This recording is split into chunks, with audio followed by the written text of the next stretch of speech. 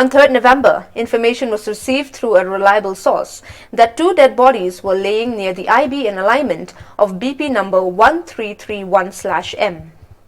On receiving the information, a team of BSF from POB Dona rushed to the spot to ascertain the facts on the ground. The area is secluded and no Indian ever goes there. Moreover, the place of occurrence is about 10 meters from international boundary IB inside Bangladesh territory.